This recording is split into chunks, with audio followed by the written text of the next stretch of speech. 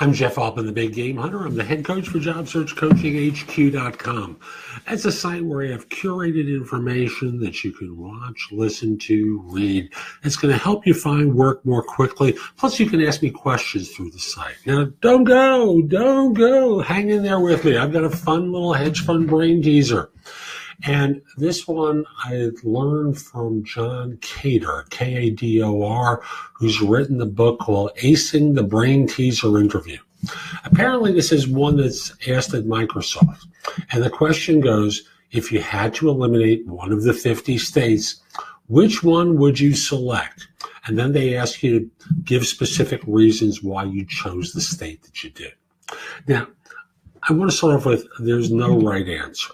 There are lots of different ways that you can approach this, but the idea is to come up with a logical explanation that doesn't make you sound like you want to be an assassin or mass murderer. So, for those of you in the South who hate Northerners, or you are insulting to people from a particular state for whatever the reason is, don't start talking about how you would really enjoy watching, and I'll pick New York as an example. New York just disappear from the map, or California just have all those people die in an earthquake. Not real smart. Think in terms of the style of how you answer. And I'm going to give you 3 ways that you can. And again, credits to the book here. So, John suggests, building up suspense by providing some logic. So obviously this is Microsoft. Skip Washington as a state, okay? Or if you're interviewing for a job in New Jersey, don't say, New Jersey isn't really valuable.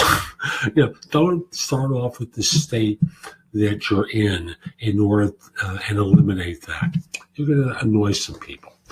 But instead, he suggests discussing the logic behind the choice and think out loud.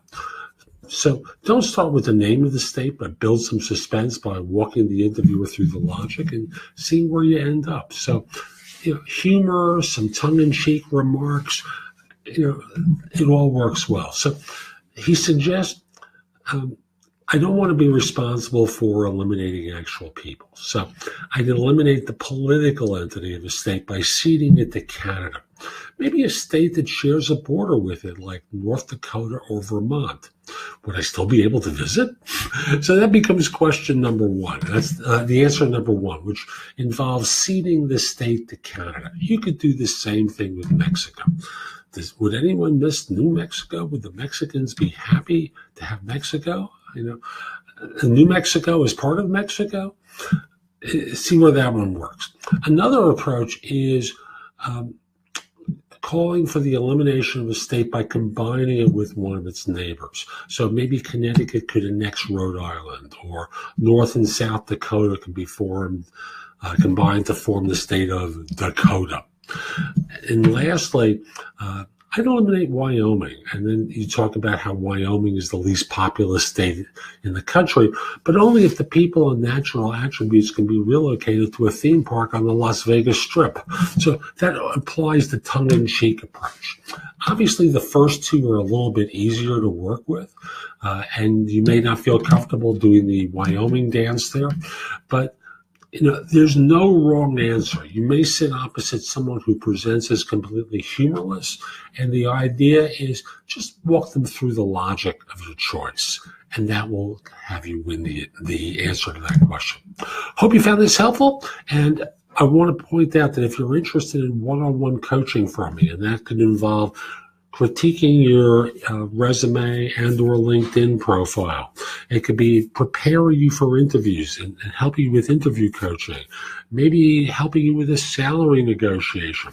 Email me at jeffaltman@thebiggamehunter.us. In the subject line, put the word coaching. Obviously, I don't do this for free. So send me a message. I'd be very happy to help you. Hope you have a great day and take care.